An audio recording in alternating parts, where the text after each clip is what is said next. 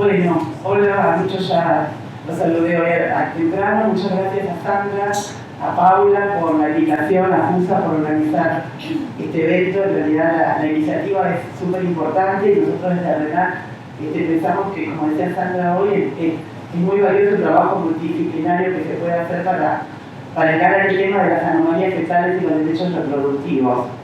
Yendo al primer punto, me toca comenzar esta reunión, así que ineludiblemente tenemos que brevemente definir qué son las anomalías congénitas o defectos congénitos, que son todas aquellas condiciones patológicas, morfológicas o funcionales, esporádicas o hereditarias, de origen prenatal, que son evidentes antes del nacimiento, pueden ser evidentes en la etapa prenatal, en el nacimiento o más tarde a lo largo de la vida. Hay algunos, defectos, anomalías congénitas que son predominantemente genéticos. En realidad esta es una clasificación a los fines didácticos, pero todos sabemos que ninguna anomalía congénita es completamente genética ni completamente ambiental.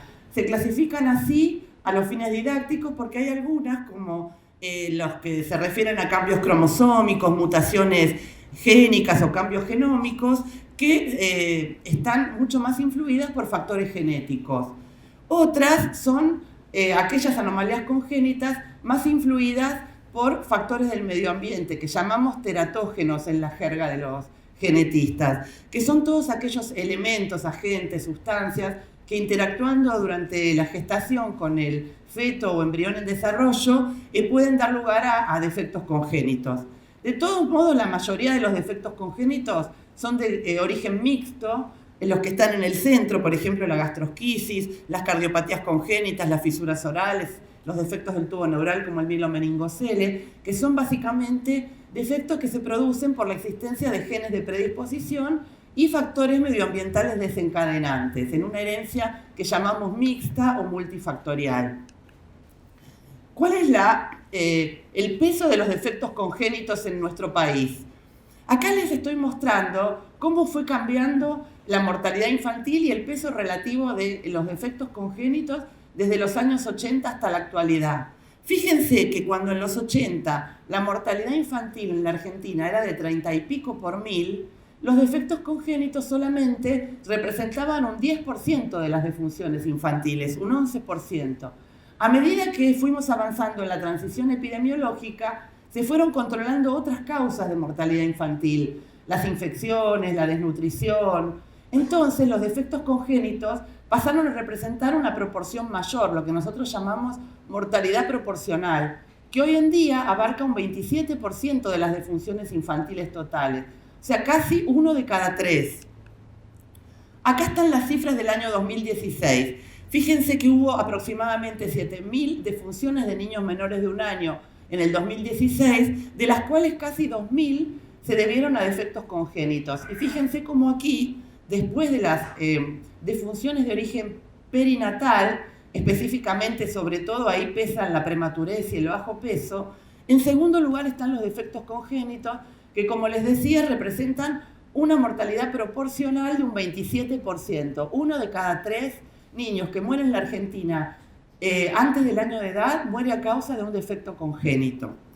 No les traje cifras de la mortalidad neonatal, pero en la mortalidad neonatal esto es mucho mayor, por supuesto, porque ese componente adquiere más peso todavía.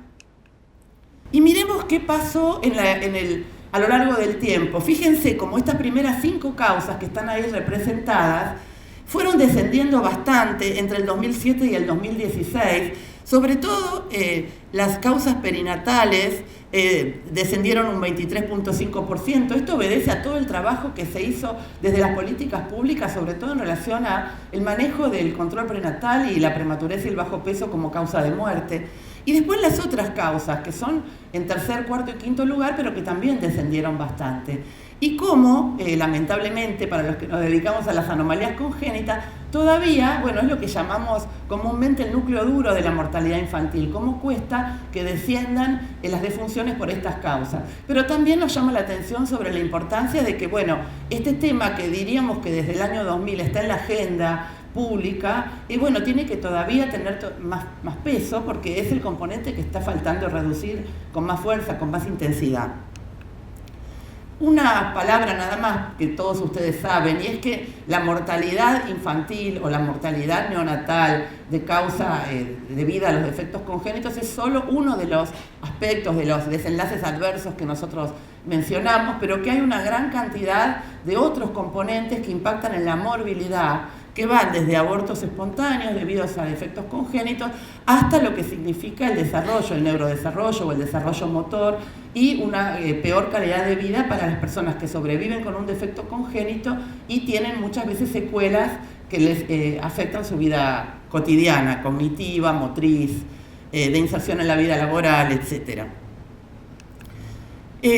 Los sistemas de vigilancia de defectos congénitos son relativamente nuevos en el siglo XX, digamos, si uno lo compara con otras áreas de la medicina o de la salud pública, y tuvieron su origen en la que se denominó tragedia de la talidomida a fines de los 50, principios de los 60, cuando por la incorporación al mercado de un medicamento que era un medicamento antiemético, antinauseoso, la talidomida, ocurrió esta epidemia de niños con defectos congénitos graves, específicamente la focomelia, que nacieron más de 10.000 casos en diferentes países del mundo. Esta epidemia mundial dio lugar al surgimiento de distintos sistemas de vigilancia de defectos congénitos, que se propusieron como primer objetivo evitar que otro teratógeno que se incorporara al mercado produjera una epidemia semejante. Hay una gran cantidad de iniciativas en el mundo. La International Clearing House, que tiene aproximadamente unos 42 registros y fue fundada en el 74, reúne registros o sistemas de vigilancia de diferentes países. La red que existe en Estados Unidos, en Estados Unidos en cada estado hay un registro o un sistema de vigilancia de defectos congénitos. Eurocat, que es un consorcio europeo que reúne también programas de vigilancia de defectos congénitos, y un programa pionero en la región, el ECLAM, creado por el doctor Eduardo Castilla en el año 67 en Buenos Aires, que rápidamente se extendió al Uruguay y a otros países de Sudamérica, y que fue un programa de investigación que sirvió de ejemplo y de impulso para muchos de los que nos dedicamos a la vigilancia de defectos congénitos. Nosotros en el año 2009 creamos, después de un estudio piloto y de varios trabajos de investigación previos, un sistema que al principio se llamó Registro Nacional de Anomalías Congénitas, después cambiamos su nombre por el de RED, por otras actividades que fuimos incorporando a lo largo del tiempo, que depende del Centro Nacional de Genética y de la Administración Nacional de Laboratorios e Institutos de Salud, de la ANLIS Carlos Malbrán del Ministerio de Salud. Bueno, en la RENAC nosotros basamos el sistema en una recolección que hacen en 150 maternidades aproximadamente los neonatólogos o pediatras que trabajan como referentes del registro, que detectan los niños con anomalías congénitas y nos informan a la coordinación todos los meses de los niños que nacieron con estas anomalías, además del total de nacimientos del hospital. Nos restringimos a anomalías congénitas mayores, estructurales, y la definición de caso incluye recién nacidos vivos y también fetos muertos mayores de 500 gramos, que se detectan hasta el alta del hospital. Tenemos actualmente unas 150 maternidades, más o menos unos 300.000 nacimientos al año de cobertura. Esto representa unos 4.500 casos con anomalías congénitas mayores en el país que nosotros recibimos a lo largo del año a través de un foro web donde los neonatólogos desde los hospitales con maternidad cargan un formulario, que es ese papel amarillo, apoyados en un atlas y en un manual operativo que tiene los procedimientos metodológicos para la recolección de datos, y nos envían los datos a la coordinación, donde hacemos los análisis epidemiológicos y publicamos todos los años un reporte para compartir la información con las autoridades provinciales, nacionales, los referentes de la RENAC y amigos y colegas. Vamos al segundo punto, es contarles brevemente cuáles son las principales anomalías congénitas, las más frecuentes. Aquí las tienen. Lo que está escrito en rojo es la prevalencia por 10.000 nacimientos. Vamos a la primera barra, por ejemplo. Las cromosomopatías tienen una prevalencia de 18.79 por 10.000.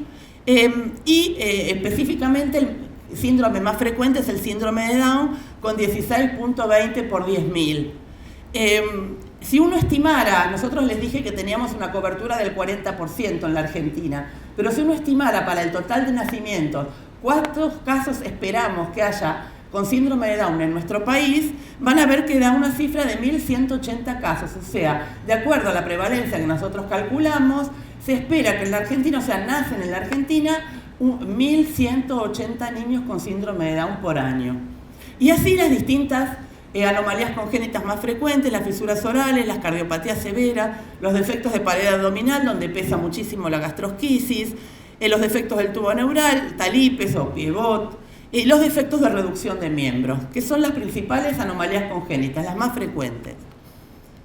Hay algunos factores de riesgo conocidos, como la edad materna avanzada para el síndrome de Down. Fíjense que nuestros datos muestran que más de la mitad de los casos de síndrome de Down que nosotros tenemos en RENAC son de mujeres que tienen, o madres que tienen más de 35 años de edad. Esto no es una novedad, lo que por ahí es novedoso es que tenemos datos nacionales con una alta cobertura que antes no existían. Por el contrario, la edad materna joven, extremadamente joven, ustedes saben, si no saben se los cuento, que la gastrosquisis es una epidemia mundial o casi mundial. Hay muchos casos de niños recién nacidos con gastrosquisis, que es un defecto de pared abdominal, cuyo principal factor de riesgo es la edad materna joven, extremadamente joven. Las mujeres adolescentes tienen un riesgo más alto de tener gastrosquisis. Fíjense nuevamente que casi la mitad de los 200 y pico casos que hubo en RENAC se debe a mamás de menos de 19 años. Por otro lado, nosotros en RENAC, además de hacer lo que se llama epidemiología descriptiva, o sea, informar la prevalencia de las anomalías congénitas principales y su distribución en el país, podemos hacer otras cosas, como evaluar el impacto de intervenciones. Muchos de ustedes saben que el ácido fólico es un factor protector de defectos del tubo neural, y lo que nosotros hicimos comparando con la prevalencia previa recolectada por el ECLAM en épocas anteriores a la fortificación, porque la ley 25630 que obliga a fortificar la harina de trigo en nuestro país es del 2002, se reglamenta en 2003, y a partir de 2004 empiezan a nacer los primeros bebés fortificados.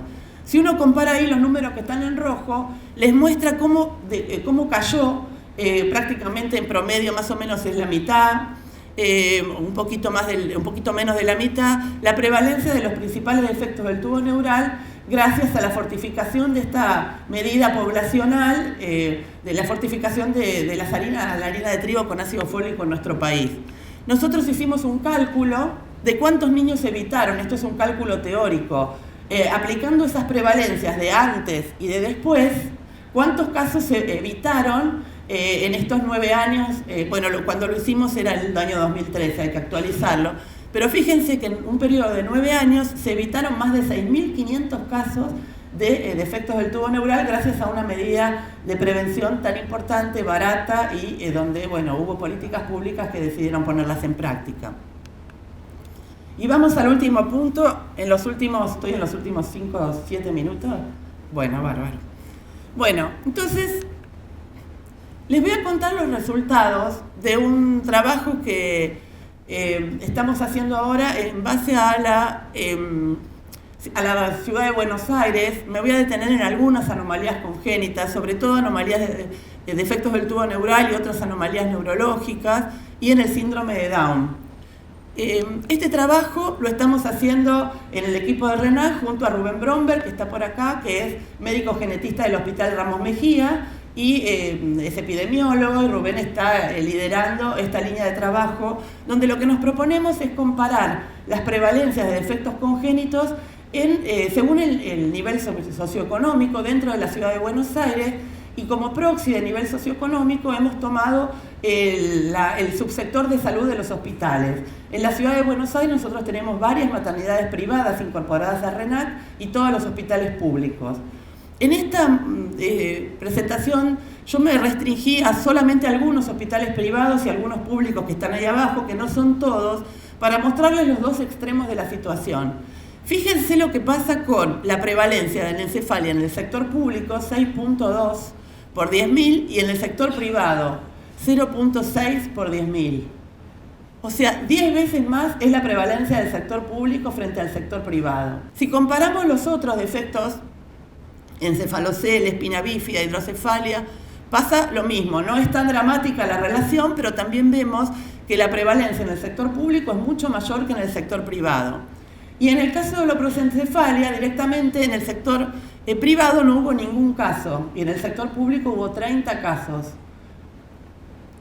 Bueno, los denominadores son diferentes, ahí tienen que en el sector privado tenemos 46.000 nacimientos examinados, en el sector público bastante más, pero las prevalencias, por supuesto, están referidas a esos totales. Primera cuestión, después voy a tratar de llegar a algunas conclusiones. Segunda cuestión, síndrome de Down. Fíjense qué pasa, en el sector privado la prevalencia de síndrome de Down es 19.9 por 10.000 y en el sector público 21,4 por 10.000. Acá no parece haber diferencias. Sin embargo, es sospechoso esto, porque miren lo que pasa con la edad materna. En el sector público, la edad materna mayor a 35 años corresponde a un 42,3% de las mujeres y en el sector público al 13,2% de las mujeres. Ya sabemos que en el sector privado las mujeres esperan más para tener su primer hijo. Entonces uno, de acuerdo a estos porcentajes de edad materna avanzada, edad materna mayor a 35, esperaría en el sector público una prevalencia muchísimo mayor de niños con síndrome de Down y no estas cifras casi equivalentes de prevalencia en ambos subsectores.